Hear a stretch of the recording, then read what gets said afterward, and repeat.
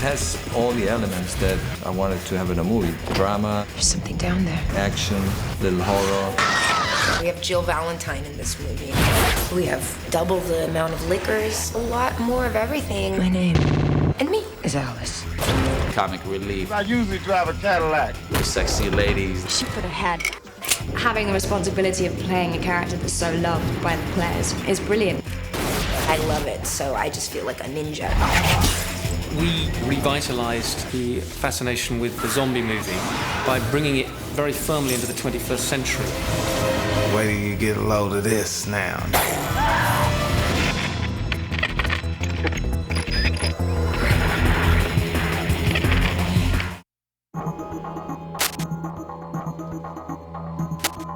The first Resident Evil was really an underdog movie. We had very little money to do it, very guerrilla style, where everybody was really trying to do their best job under really, really precarious circumstances.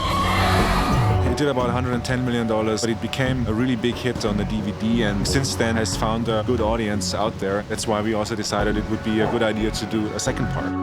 I was impressed at how they had translated the first one into a movie first with elements of the game. When they talked to me about what their approach was going to be for the second one, I felt that it was going to expand upon it even more. With the first film, we weren't trying to simply be one of the games, but here we're going into the world of the game really closely. I think fans are gonna just have their jaws drop. It's cool as hell. We included some moments from the video game into the film. The characters come also from that game. Carlos, Jill Valentine. The Nemesis is here in full regalia. Scenes in the movie should feel like they came out of the game. I think it'd be fun. If you do it so much, it's almost like you're a part of it. When you watch it on the big screen, it really brings it to life. Well, here the gamers will be able to point to the running street battle and go, that's right out of the game. Oh yeah, I know that. We spent a couple of weeks really discussing what the storyline would be. If that person's suddenly appearing, shoot them first. Paul is the director for the first movie, and we decided that he should write the second one. Paul and I, since we finished the first film, have been talking about the second film. We've always approached it from a fictional filmmaker's point of view. There's more time with the characters, and we allow them to develop a bit more. Well, it's a totally different story. The first one was mainly in a lab. This one treats the virus and the undead outside in the city. We really go deeper into what the T-virus is, how it affects people, what the repercussions are, good and bad. Mila's character Alice, along with a couple of other characters from the game, Carlos Oliveri, Jill Valentine, they have to defend themselves and try and get out of the city before the whole thing spreads and millions of people die. There is always that discovery that someone that you trusted is going to be not to be trusted.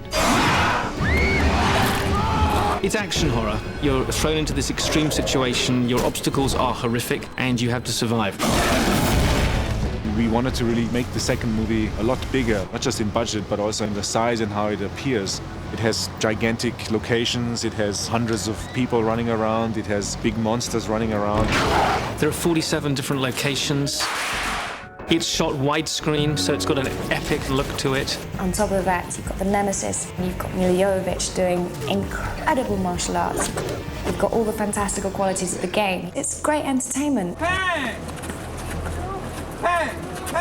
Okay, cut. Alexander Witt directed it. We wanted somebody who just was really smart with action. Alexander Witt is probably one of the world's best trained action directors because he's been the second unit director on some monster action movies like the Mission Impossible series and The Italian Job. As a second unit director, I learned a lot on how to deal with people, how to work with special effects, visual effects. This was a very good experience for me to take to Resident Evil Apocalypse. He has just brought a methodology to it that has really helped us to achieve some big scenes. He sets every shot. He knows how to operate the crane. He can pull focus from over there. It is all about the cameras. It's all about light and magic. And that's something that he really understands. He does leave a lot open for us when we rehearse to try things to make the characters more comfortable in ourselves. He's really, on this film, become like my buddy. Oh my God. I love Alex. We're in trouble. Don Carmody and Jeremy Bald had a big team lined up for me to meet, especially key people. There is a core group of people that I work with, people that I know and trust can deliver A-class films. Cut. This camera crew is the same camera crew that did Chicago. I've never worked with a sequel before, but it's really great because there is this family energy. It's all his fault. It's a really lovely thing when that happens, when you're on set and everyone cares about the movie. Everyone's really inspired. You know, my favorite part of this film is how wonderful everybody's been, how fun the crew has been. I couldn't do this movie without my crew there. Such an incredible crew. I mean, everybody's working so hard, and I know it's been crazy. You need an amazing crew around you to make things possible. You try and make a movie on your own, you'll see. It's Mila Jovovich's movie. She's driving the narrative. We had to have her in it. You know, she's this fierce energy. She has this extraordinary otherworldly beauty, where every time we feel the film might be lagging a bit, we just cut to a close-up of Mila. She's the superstar at the center of it. Who the fuck are you? Mila's brilliant to work with. She's incredibly smart. She knows exactly how to work with a script and how to work with other people. It's such a brilliant performance. You're like, she's clearly nuts. She's very dedicated to her work. Before takes, she's running around and ha, ha, ha, ha. Crazy. It doesn't stop. She works all the time, every day. She definitely has put her heart fully into this. When I'm at work, I try my best. I want to make sure that the movie is at its best. I'll bend over backwards to make that happen. On Resident Evil Apocalypse, her character was a little different. She went through a biogenic experiment at the Umbrella Corporation that made her superhuman. Probably the main element that I've brought to Alice, apart from her outfit, is the fact that we are dealing with this person living with a sickness. She's definitely much more decisive, much more in control of the situation. Through this experiment, Umbrella has unwittingly given her a weapon to use against themselves, and she's gonna use it. We really were searching for the right Jill Valentine. We knew we had to please the gamers. They've been looking at Jill Valentine for a long time. So we did extensive auditioning and testing Sienna. She really nailed it. You have to tell your people to shoot to kill, to shoot for the head. It is Jill with her little tube top and her mini skirt, the perfect human translation of that video game. When she's got a gun in her hand, you better run the opposite direction. You always want to play someone that you like. You want to play someone you're going to have fun with and enjoy, someone that you want to be. Jill's got everything a girl wants to be. She dresses to kill. She can shoot anyone between the eyes in a 50-yard radius. No one can mess with her. I told you, shoot for the head. She's just nails. Hold it. The Jill and Alice relationship is entirely based on mutual respect. I'm good, but I'm not that good. But it's not just about Jill and Alice, it's about Jill, Alice, and Carlos. Oded Fair is Carlos Oliveira to me. I mean, we couldn't have found somebody that's more kind of tall, dark, and handsome, but still tough. He's a great actor. He's just got this innate charm about him. I think there's a little bit of tension between him and Alice, a lot of mutual appreciation. My love interest. I like the guy, you know, he's very cool, a fighter and a lover and all that. I thought I could bring something to it. I think Carlos is supposed to be the man. Missed one. To care of all the girls. You can't help her. Oh, Sophie Vavasseur. Not now. Working with Sophie is just embarrassing because she's so good. I've seen what they do. She's a kid by the skin of her teeth. I'm 9 years old. And I'm clever. I'm 9 years old. I'm not a little girl. She's just in your face, smart as a whip. All my friends call me Angie. My character, Angie. She's infected. I'm sick as well because I got the virus, so my character is injecting herself. How can you know that? Because she is too. I think I'm bonding with everybody, especially with Alice. We're always looking out for each other, I think. One of the other differences between this and the first film is there's a lot more humor in this film. GTA, motherfucker!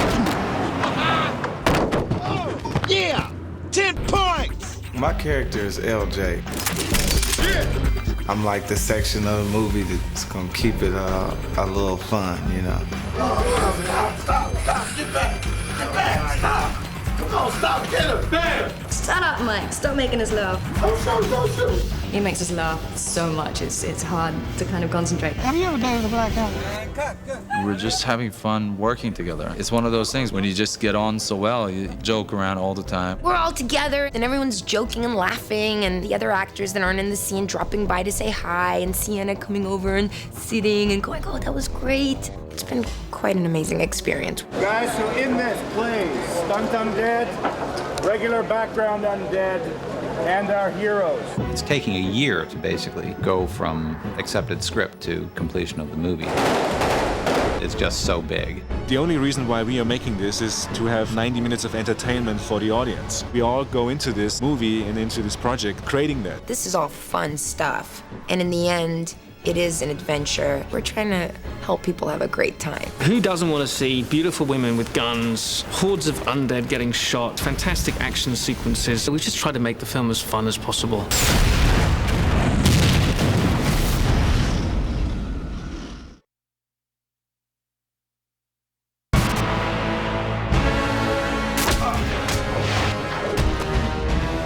My first impression of Resident Evil was that it was just non-stop from front to end.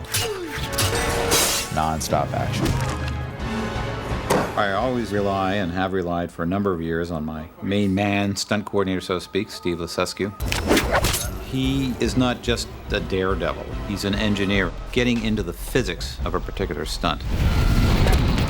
He's definitely been challenged on this one. A little more to the center, Mila. I wanted to make it look very gritty and have action scenes that I hadn't seen before and do it as real as possible. Alexander comes from an extremely high-energy, high stunt-oriented background of second unit directing. That's one of the things that Alexander Witt brings to the table. He knows that it looks better in real life than just faking it. I've been doing martial arts for the last 3 years, so that kind of came in handy when I had to do all kinds of kicks. Obviously, you have to do some kind of physical training in order to be able to keep up. If you're shooting a scene and you have to jump over a fence and then do 3 kicks and you have to do it over and over and over and over and over and over again, you have to be in a certain physical shape to be able to do that. I've done various martial arts over the years, so we've just built on some of my own martial art experience, honed those moves, made them much more cop-like, much more dynamic. So you're gonna do this on this move, and that'll basically break someone's neck, and I'm like, in real life? He's like, yeah, okay. It's very cool. It will make the movie more credible and more realistic that oftentimes our actors are performing their own stunts. I love the action scenes, the fighting, the stunts. Fair wants to do it. Fair does it, and does it well. You missed one. The girls especially have developed their macho attitude, and they all want to do their own stunts. All actors want to do as much as they can on camera. Unfortunately, sometimes it's very dangerous for them. In a way, I had to stop them a little bit on getting involved in the stunts. I mean, nothing should ever happen, but I mean, when you have one of your leads hanging off a cable, 50 or 70 feet in the air, you want to make sure that they know what they're doing. I think they want you to want to do it. If you're afraid, it would look better if a stunt guy does it. So you need to know when to let go. When we shot the helicopter jump,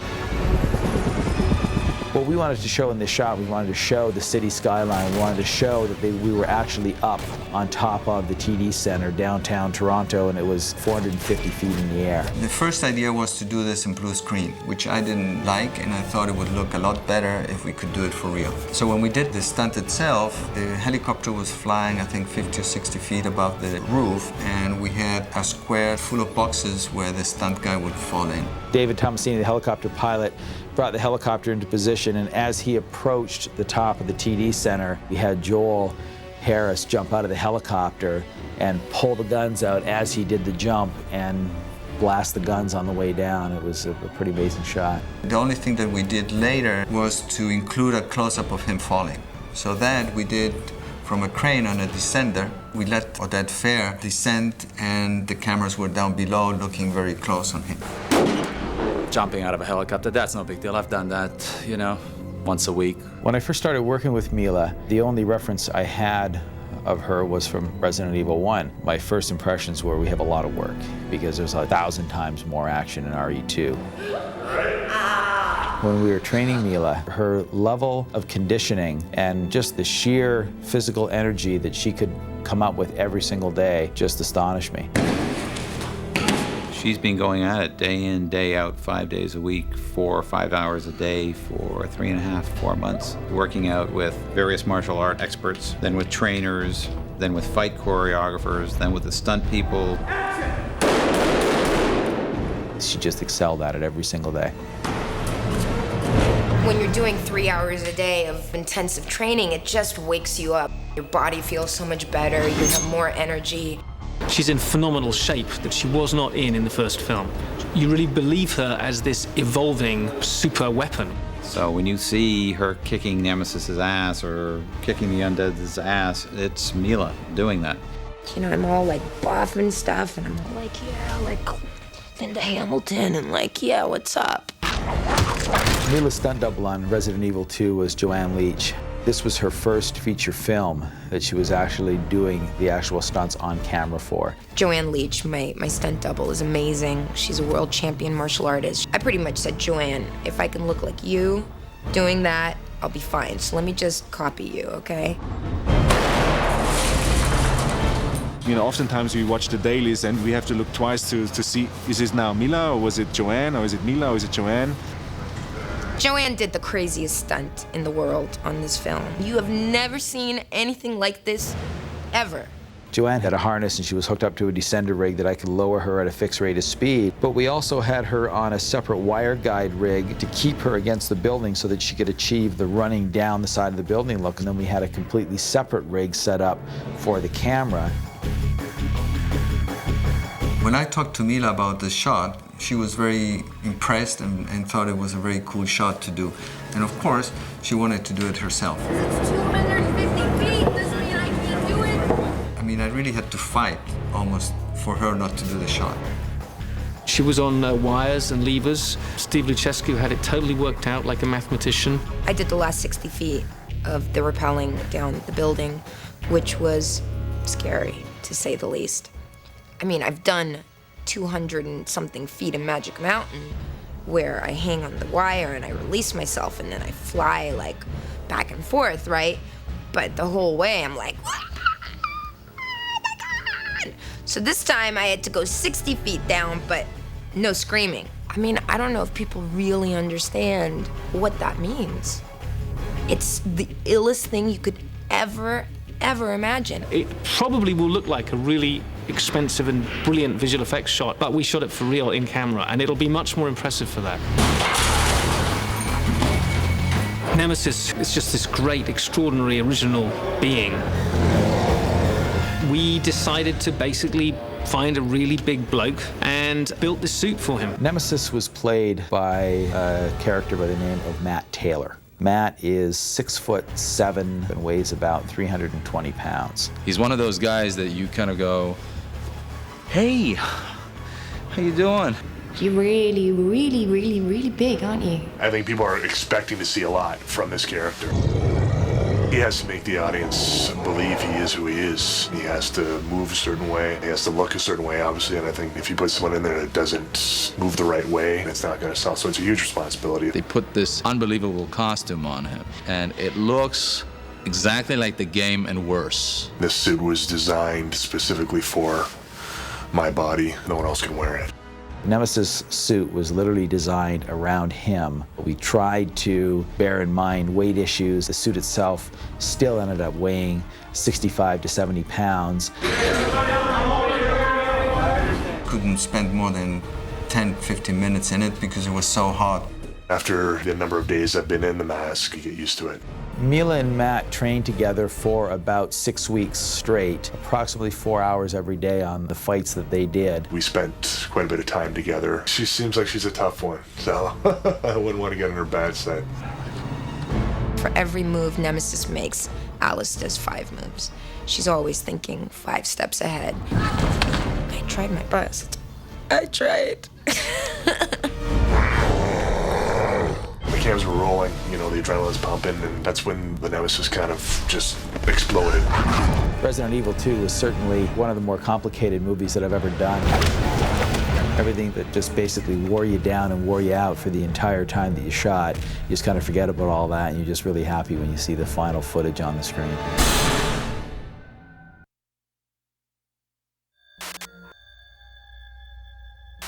Zombies is a very touchy subject because we really don't know how zombies react. For me, it was important that the zombies were moving the same way, more aggressive and more dangerous. Especially when we had 300-400 people acting as zombies, it was very important that all these zombies kind of acted the same way. We hired this choreographer who came with the idea of how to teach how these zombies would move. Jeremy, who's the producer, he said to us at the outset, he says, well, the undead are very difficult to do, you know. And it's true, they are very, very difficult to do, to make them scary and to make them real. The logistical challenge is how do you now make everybody uniform in their undeadness? They were specifically looking for a modern dance choreographer because they did want to get away from anything that had to do with static zombies or B-film zombies. It's the ideal background because you're actually dealing with the synthesis of body motion and marrying it up to a story. They want to get some kind of a reality on, okay, how would we do this? So that's when Derek and I pulled together a group of dancers and actors, and we did our initial research module. Basically, we took care of the entire world of the undead. We went right away back to the script. We took a really good look at what the writer was trying to go for. Actually, Derek did an incredible script analysis, which he formulated into a document that he called the Undead Bible. It's a completely technical document. We had to go through the entire script. Every instance of the undead in there had to be sort of accounted for. It's not that they're undead, it's that there's a virus that makes them undead. The T-virus in Resident Evil, how does it get into the body, right? Sends a kill team up the spine into the pineal gland, which then bursts and kills the person if they haven't already died from being bitten to death. After you've got that down, you go, okay, well, now you've got all of these theoretical things that the undead do. Now you've got the challenge of actually translating that into something that not only you can do, but you have to train 1,000 people. You have to train 1,000 people to do it the same. Welcome to Undead Boot Camp! Which is a little monster lab. We have a little monster lab, yes. And we rearranged their universe. We had boot camps for 4 days for the principal performers who would go undead. All of the featured. Basically, we go right into the physical work. First thing I would do is, okay, inhale, exhale, relax, man, let your body go. And then we go immediately right into the work of the undeadness in the eyes, the not there-ness, because that is the key to the undead. What I want you to do is just to start relax all the musculature in your face. Okay, it's like dead flesh, let it rot out. And then you want to try to get a super soft focus with the eyes. Just even relax the eyelids, all the muscles that you usually hold up when you're animated and living, just let them drop down, you know.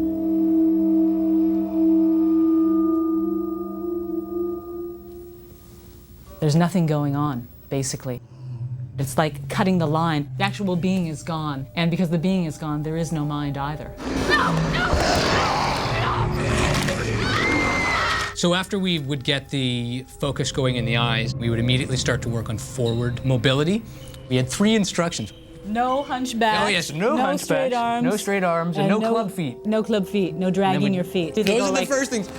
They go like this, or they go like this, or they drag one foot. We developed this thing called liquid zombie and Zen zombie, which is a way for the Resident Evil breed of zombie to move and interact with the living. The Zen aspect is the undead always move towards the living target, and they're relentless. They're always moving towards you. You can push them this way. They take the motion, but the next available thing comes forward. It's almost like they love you. They just want to be with you all the time. Well, they had this whole thing called liquid zombie, which was about just completely up being liquid, you know, just having no real muscularity, just, you know, everything's just dead, and the only thing keeping you up is your skeleton. You're just very floppy and very, you know, you're getting pushed and you're just kind of leaning and coming back. They would go sort of slowly in and start this feeding frenzy, but it really needed to be more like this.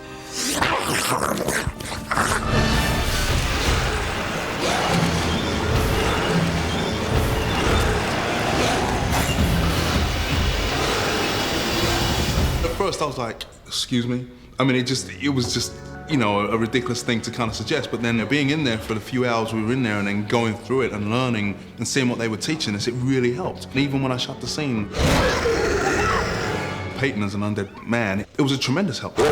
More than what I thought it would be. If we didn't go that deep with it, we never would have been able to go as far as we did on camera. The guys that we trained in boot camp really brought these characteristics to the set with them. Didn't matter what you threw at them. We want each actor, each performer to be able to work and think with it and create their own individual undead. We also had a number of children on the set who were wonderful as well. We coached them at the undead boot camp. They don't really seem that terrifying, but then when we were actually doing the scene and these little kids were so great, they just got really into it. It's a city full of citizens and becomes a city full of undead. Each of those undead has their own specific style of moving. It's really, really unnerving because there you are, this humanoid form appears. They're literally trying to suffocate you. Some of them are really, really horrifying. Don't shoot! As ugly as their ass is, that ought to scare the shit out of you. I see you, mother. It's great though, man. Watching makeup make these people up to make them look like they really zombies. They look real, man. When this stuff is put on your face, you come to life in a certain way. Every kind of skin texture that you could imagine. And this would happen with the background players as well as the featured guys. And the featured guys got contact lenses as well, so that was extra cool. It's very disturbing. It's very, you walk where all the trailers are and you walk into makeup and all of a sudden there's this guy. It's very scary. When I first came to the movie, the first time I seen the zombie, I was like, hi. Okay, I'm gonna spit my foot out. People who I think are heroes are the undead in this movie. All the different zombies that are just standing around, freezing their butts off in full undead makeup with the wind blowing. Some of them women in their nightgown. There's not enough assistants to bring everybody their jacket every single time they say cut. Besides the fact that we don't have enough porta potties for every single zombie to go to the bathroom after their hot cup of coffee. Just an overall enthusiasm is definitely necessary because the going did get tough. There was technical issues that seemed unsolvable, and there was sleepless nights. It was a huge job. Sometimes it was hard.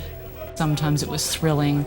It's also very exciting, when you're working with a crew of well over 100 people, when everything comes together. Husbands killing wives, children killing parents. Because in the end, that's what you're doing, man. You're working together to come out with this really scary product. We felt after we were done this project, we felt like we could do just about anything.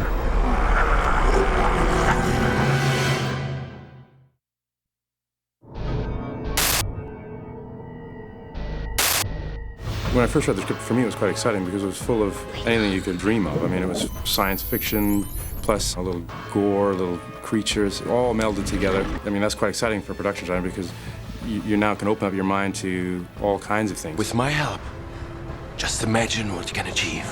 I think for Paul Austerberry, this was a big challenge to create some of the sets that we had in this film.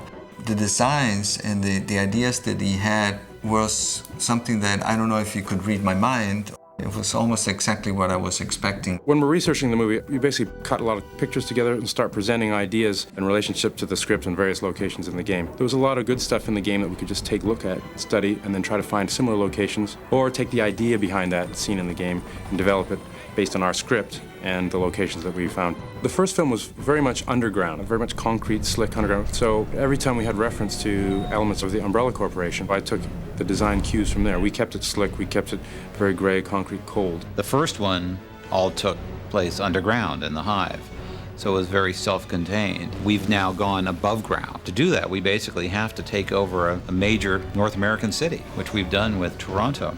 Toronto is a pretty good city for it because Raccoon City is supposed to be this sort of middle American city, not too recognizable. It's sort of a generic, fabricated city. The architecture of Toronto could be parts of Chicago, bits of it could be like New York, but as a whole, it isn't either of those. It's a lot smaller. It's something that you can imagine could be a little more contained, like the script said. SARS hit Toronto quite badly in 2003, and the movie industry went way down. A lot of movies did not come. This was one of the few movies that actually did come. Toronto has been remarkable. I can't believe any other city in the world would be as supportive. We have been filming outside City Hall for 2 weeks. We've had gunfire, helicopters. We closed down a major bridge to a whole section of town that was pretty much the only artery there, and we closed it down for 3 days. Shutting down blocks and blocks of city streets so that we can do running gun battles and fighting between the undead. We could do anything in the city, destruction, flames, burning cars and all that, and that was one of the reasons that we shot it there. The way it works in the art department is we read the script, we have some quick discussions with Alexander, and then I go away on my own and I sort of look at references that we've discussed, and I come up with certain sketches and then 3D ideas. And I've sort of modeled quite crudely in 3D on a computer program various schemes, several different schemes for a particular set. And then what happens is I'll bring Alexander in, we look at it, we look at the angles that we can see, whether we need a complete set or we need like 3 walls of a set. With the help of computer, he always managed to, in 3-dimensional, show me how the sets were going, how the actors were going to act inside certain sets, or showing me camera angles that I could create later in real life. It was great working with Alexander because he's a very visual guy. We'd be looking over here and he'd go, well, what about if we go over there and look from there? And I mean, he was fearless. He'd always be hanging off the edge of the building where it'd be top of the skyscrapers, looking, saying, well, let's do this crazy move, moving the camera down here or having her run down the side of the building. When we came to the exterior City Hall, we were looking in the city for a location that gave us a very open plaza, concrete gray, steel, very cool colors. We had massive helicopters flying in that literally were able to fly in. We had little helicopter gunships flying around, buzzing around, and we had to have a safe place to do that. It was amazing that we were able to do that actually at the Toronto City Hall. It was very gracious of them to let us do such a thing. There was an important scene in the game where there's a helicopter gunship strafing across a glass corridor with Alice running through it and then diving out of the way at the last second. But it didn't have this corridor or anything like that. So I looked at the existing thing and we created our own complete corridor. We added these massive concrete piers and a big, long, curved glass corridor with water in it for reflections. And all the glass broke in the same timing as a helicopter strafing across with the stunt girl running through the corridor, exactly like the scene in the game.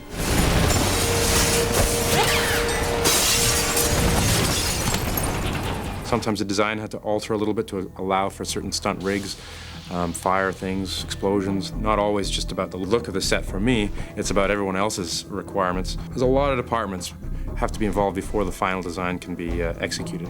And once we've settled on that, then it goes down to the construction department. This movie had a few more location builds than we normally do. I mean, big scale builds over a very short period of time. I suppose the most challenging would have to be Alice's introduction in the church. There isn't a church in the world that'll let us shoot this thing. 7 weeks to build it, and it probably had about 100 people working on it at the most. Carpenters, painters, gripped rigging. It was a very large set, went right to the ceiling of the studio, and we had full ceiling and everything. I felt that it should be a dark kind of stone, a little more gothic church to give it that little more creepy feeling, because they come in here at this point as a little refuge. It's dark, there's strange noises, and you want little nooks and crannies and things like that to hide behind, and just that dark sort of gothic feel. I ended up looking at old books from churches in England, and I found some interesting woodcuts of carved wooden angels sticking out of the rafters up high, and I thought it'd be kind of interesting to juxtapose, you know, our devilish creatures, you know, when they're running around the rafters with a pristine carved wooden angel up there, and, you know, they're not sure what they're seeing. A lot of stunts take place in the church. This is the big opening for Mila's entrance into the church. She crashes through in a motorcycle. We tried different candy glass, different types of plastic in front of things. I had a real stained glass artist draw up a watercolor that we then scanned, created basically a giant slide of each of the panels. And then from that, we stuck those behind a vac-formed plastic that gave us that texture. We layered that on top of the slide, and then on top of that, we put the fake leaded glass look. And then behind that, we put breakaway glass that really doesn't hurt anyone. And then we had to score individually, carefully, all the little pieces of the image and then the plastic in front of the image in the same way, and then carefully tack them all with hot glue back again and gingerly put them all back in. And then the stunt came through and smashed it all to smithereens, and then we had to do it all over again. We did it twice. I hope that when an audience walks away from this movie, they thought that we're fairly true to the game and they walk away happy. Oh, I hope that people who didn't know the game just thought it was a great visual movie and they didn't know where the influences came from. There will be gunfire on the job. For this project, we decided to go with some big guns. I'm having a lot of fun. Personally, I don't like guns. Get the guns out of my damn face. But we love our guns. They're just so sweet. If anyone ever tells you that guns aren't fun, they're lying. They're great fun. I've never shot a gun before. There's nothing to it. Try to hit him in the head. It's like... No, don't shoot them! 20 different types of weapons we use in this movie. Everything from submachine guns, machine guns, up to heavy caliber sniper rifle, 50 caliber sniper rifle. I got the power. It was a really good mix all across the board, and it was important for each character to have something a little different. This is the one that we chose for Carlos, and Carlos carries two of them. Big bang, big gun, big flash. They're very noticeable. The first time you shoot these things, they're so loud and so powerful, you kind of can't help looking funny, like you're losing control and you're blinking. The last thing you want is action hero to be going. 10 points! LJ got the pretty one. Motherfucker, please, look. My shit is custom. He got the same one, but it's gold. When he saw this for the very first time, he says, I gotta get me one of these. Respect, man. Big gold, nickel-plated Desert Eagles. I know how to use them, for real. I got 2 9mm handguns. Got 2 Uzis. And I got a shotgun on my back. I used them all more than once. This is a Target 45 pistol that we modified, and that facilitates spinning. She carries 2 of these underneath her arms. Alice has got to be able to get to her Uzis really quickly.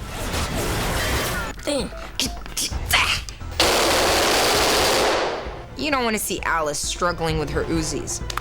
And the last weapon that she carries is the shotgun.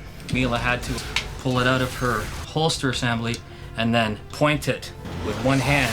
And even with me, I have a little bit of a shaky hand because it is heavy. Mila was able to handle this, point it, steady hand, and have no problems with it at all. Point, pull, repeat. That's all there is to it. Jill Valentine spent hours and hours out on the shooting range. She's definitely got a guy thing happening with that weaponry, and she's very, very tough. I'm trying to stay very true to character. I'm not allowed to shoot with 2 guns because a police officer would never do that in case they lost a weapon. It's great when you get it right. It makes you feel very good. Every gun was big and loud. We had people, does it have to be that loud? The answer is yes, it has to be that loud. It's 11, you have to stop shooting guns now. Like, oh, it's 11, stop shooting guns. Oh, there's rules. There's a real world out there. My favorite gun is the railgun of the Nemesis. 3,000 rounds, just outstanding. This weapon generally fires 6,000 rounds a minute, but we've geared this down to 3,000 rounds a minute. The regular barrels have been cut down to 14 inches, and we've added all this aluminum furniture on the outside with a feed chute. It weighs about 100 pounds when fully loaded with the magazine and everything. We psyched our actor up saying that this one's gonna be 100 pounds. He's gonna have to hold it with one hand. And once we modified it all, it ended up only being fully loaded at about 65 pounds. The first time I fired it was indoors in a corridor. Just because of the enclosed space, the pressure from the gun actually put me back a step. I wasn't expecting the pressure from it. I fired big guns, but nothing that comes close to that. Definitely not.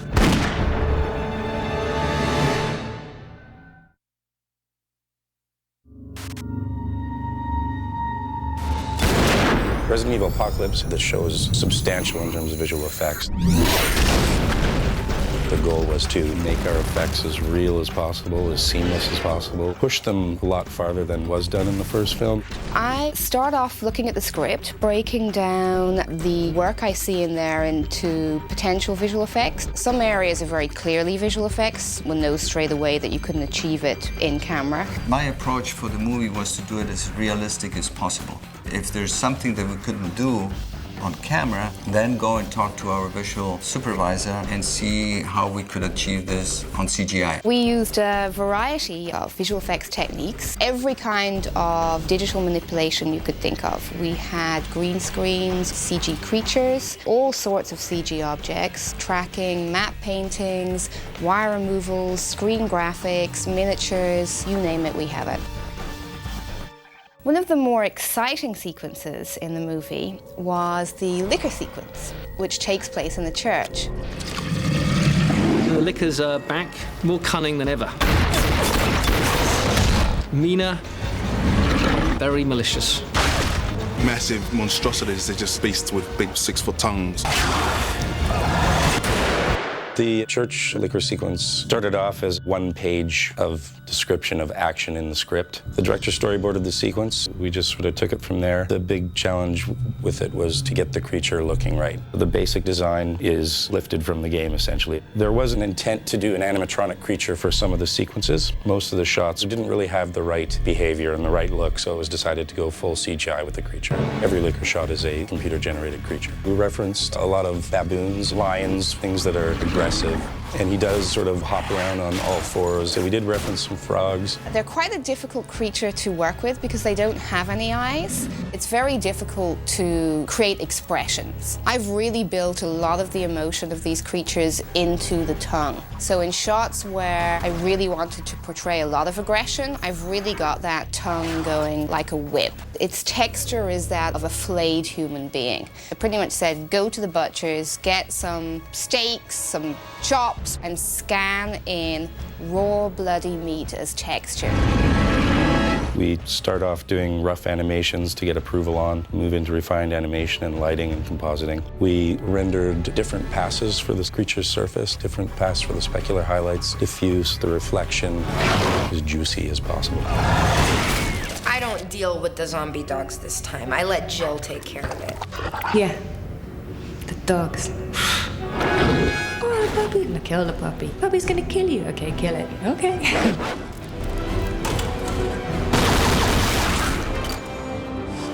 The dogs had been characters in the first movie, as well as being characters in our movie. These dogs have to look fantastic. Everyone will be completely let down if they don't look as good in this movie. Jasmine, she's back. Nobody can look her in the eyes. There are very strict rules. She requires total star treatment, has her own trailer. She's just great. And it was funny when they came back, they definitely remembered the makeup that we put on them from last time, because it takes hours.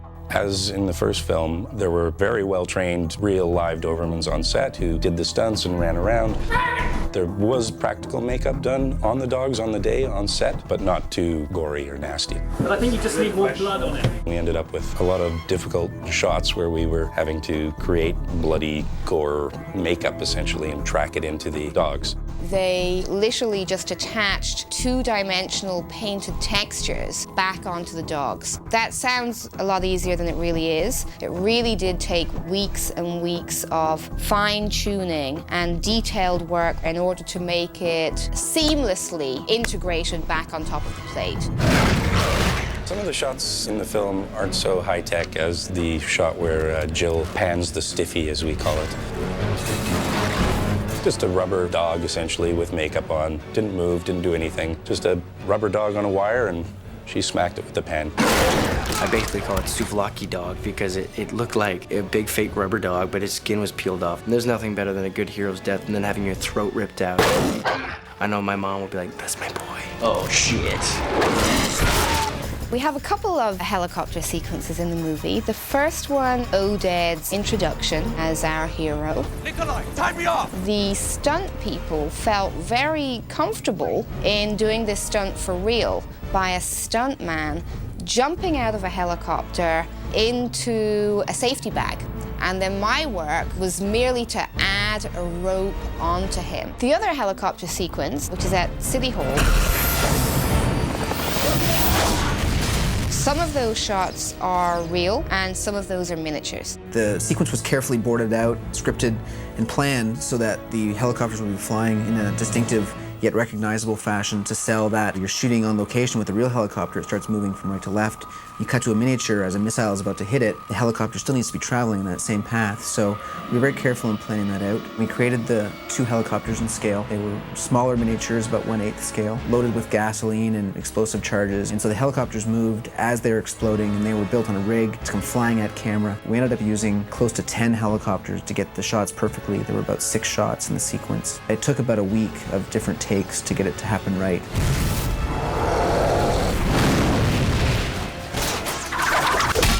Tough Alice.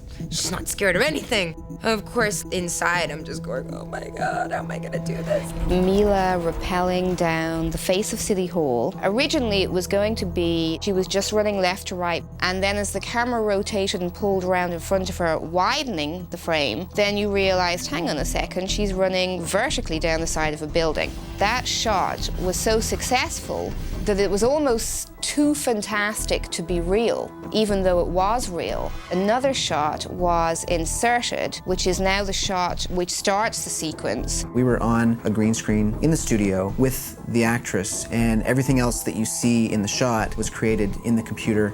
We had the motion picture cameras on the roof of the actual City Hall shooting different tiled plates that we then used to create our CG environment that moves. The next shot in the sequence is the beginning of her run down the side of the building. The stunt woman actually ran down the full 280 feet to the bottom, and that's the second shot in the sequence where we actually replaced the stunt woman's face. We have a number of face replacements on the movie.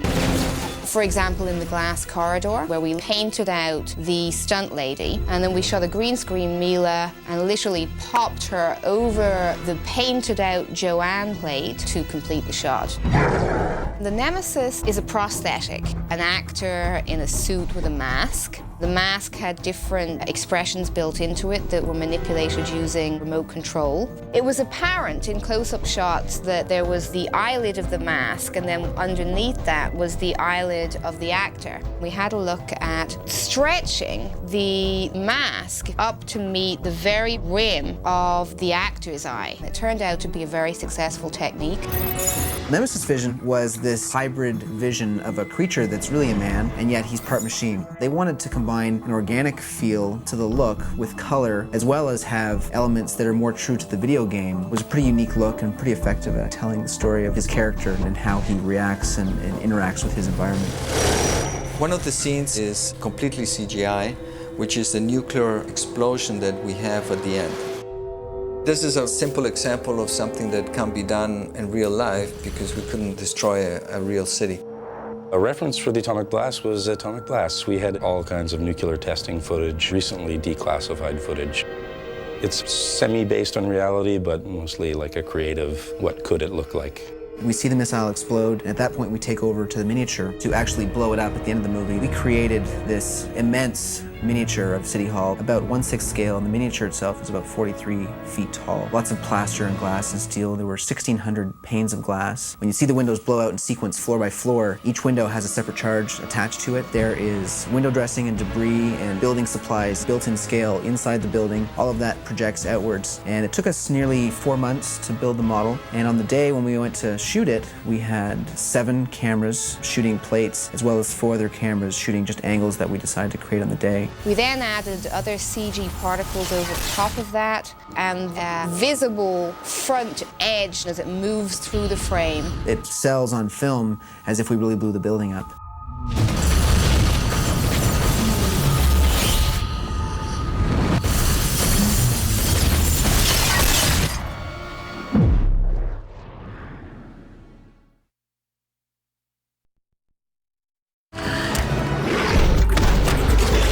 I'm a warrior.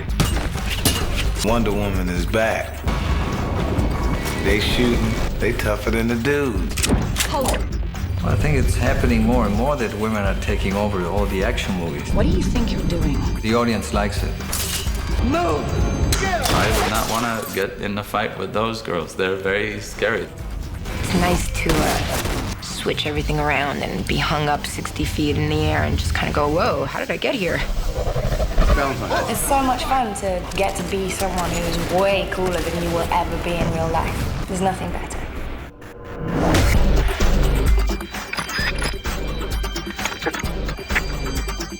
In effect, women are the perfect warriors. They're small, thin, fast, and they're light, which equals to speed. How is it possible for this little girl to beat up this big guy? Well, you know what?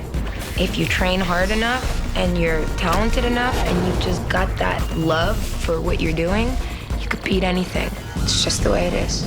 You've got these two women who have this incredible arsenal of martial arts and gun control, and you've got someone as beautiful as Miller and as minxy and sexy as Jill. It's just a great dynamic. Who the fuck are you? I love martial arts. I love to feel powerful in that sense. Who doesn't? And I definitely have a talent with violent objects, I guess. I don't know, maybe it's my Yugoslavian background. I'm like always ready for battle.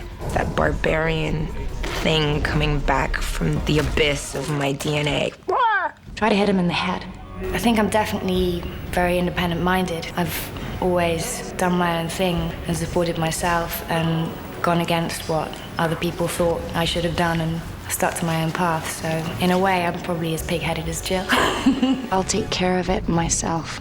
I enjoyed working with the girls, and especially the look they had with all their guns and all that, and doing scenes that before it was only done by men. Hold it.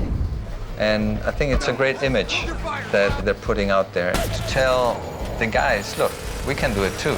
We can kick, we can do all those stunts and fire at the same time. And I think that's the fun part of it. I said, take off! To do a great action film, people are more mystified by women. It's like, what is she thinking? How did she get here? With a man, it's kind of all obvious. It's all out in the open. Women hide things.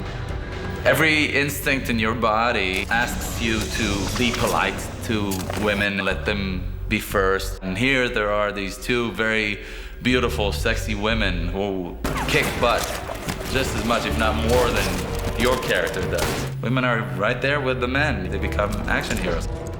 It's really liberating, actually, to have such a kind of sexy outfit. In most films, I'm like, no, don't dress her up sexy, because then she can't be sexy. You know, being sexy is not about looking sexy, it's a quality.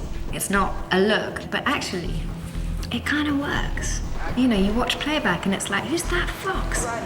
Oh yeah, the hair's great, and the makeup's great, and the costume's great. Oh my God, I'm inside that thing. Great, moving it around like a little toy.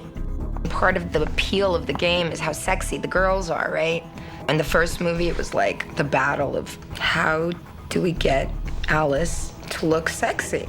Because in reality, if she was just wearing a security uniform, nobody wants to go see that unless it's like an independent film from like Afghanistan. You know, I want to be sexy. I don't want to be like this mean-looking, crazy, buff woman. Like, woman? Really? Kind of thing. I suggested that Raccoon City is going through a heat wave. Massive 92 degrees. And it's not just me. How do we get Jill Valentine in her typical miniskirt and tube top? Heat wave in Raccoon City, thank you very much. Of course, now it's November in Toronto, and most of our scenes happen outside, so of course, can't change now. The glamour and fun of playing a character like Jill. You've got this girl in a little tight top and a miniskirt. She's cool and she's sexy and she's fun and she's nails. I told you, shoot for the head. Sienna's been also like, you know, watching the game, and so she has a few of the things that like the girl in the game does. Like when she waits, like she'll do this thing with her hip when she's waiting for a zombie. The Jill Valentine character does this thing when she's on wait. She's got the gun by her side and the hand on the hip, and you've gone off to make a cup of tea, and she's like, are you gonna finish the game or what? You gonna play with me? Come on. And I love that wiggle. It's just like, she's a girly girl. She's a sexy little minx. That's fantastic. I love the little hips going. It's really cool. Yeah, I'm not really envious of Amelia's uniform. It's Sienna's. I think the whole miniskirt, my legs aren't bad. I could pull it off.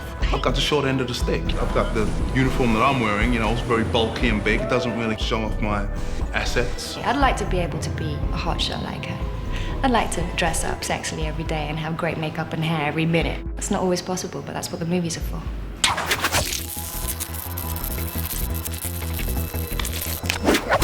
The most exciting thing in this film is the metamorphosis of Mila Jovovich into an unstoppable killing machine. She would train 3 or 4 hours a day, sometimes 5 hours a day. We had her training with a couple of top martial artists. She physically was just in condition. She was just cut. Her muscles were just rippled. I was looking at her thinking, damn, I need to work out. You really believe her as this evolving super weapon, which is what her character is. I'm most impressed with is Mila's work as far as the fight scenes that she's doing. She does some unbelievable things in this movie. Fighting the hugest creature, doing incredible feat with guns and knives and sticks and riding motorcycles and jumping through windows. Unbelievable stuff. Move! Mila's complete dedication were behind her 100%. One more time. George, one more time. She worked with unbelievable diligence and just enormous energy. My body's definitely taken a beating on this because I don't have the 14 years ahead to get to this level, to do the back heel spin kick and the super jump backwards side kick. I'm like, okay, whatever. We started getting used to each other before we came to shooting it. As far as her size and my size, I mean, I can adjust. Just from martial arts training, you train with people of all sizes. And that I don't think it was a problem for her. It definitely wasn't a problem for me. Wonderful, sweet Matt.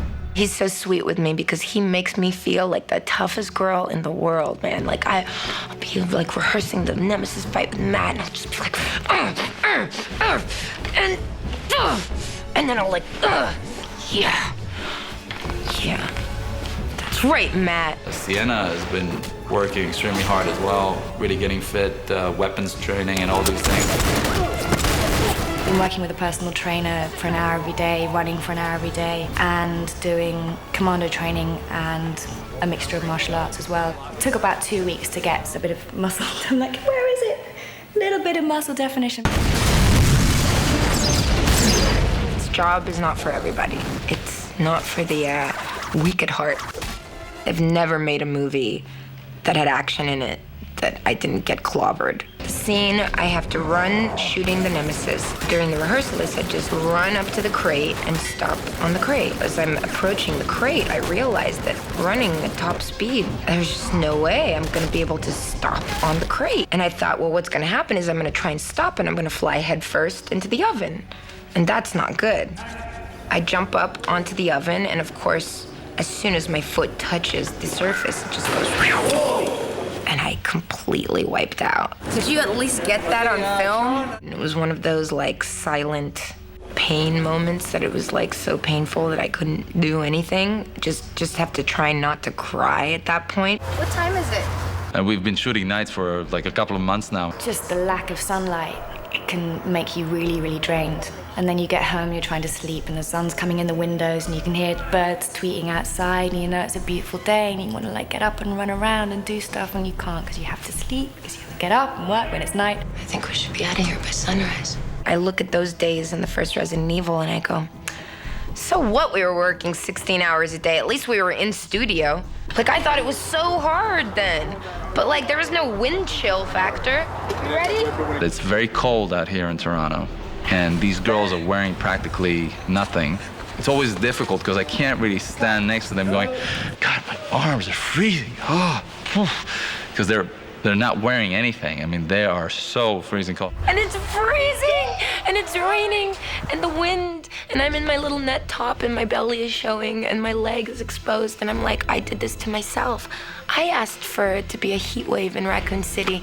Thank you, Mila. Thank you. You really did it this time. These action films, man, they're hard.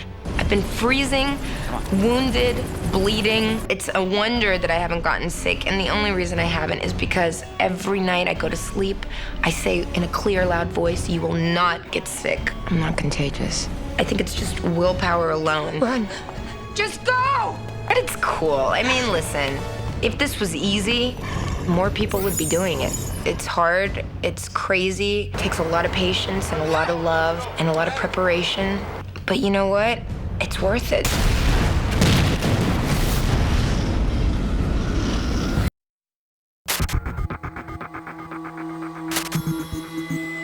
From the leading name in biotechnology comes Regenerate, another breakthrough from the UmbrellaCorporation. The Umbrella Corp stands alone. It's a fantasy. You need to get into that fantasy to accept that level of control. The UmbrellaCorporation is one of the most powerful companies in the world.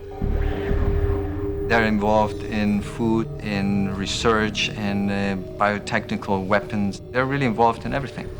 In this film, when the virus comes out, the UmbrellaCorporation starts sealing the city to contain the virus, and they know that it's their fault. The city is completely contained, sir.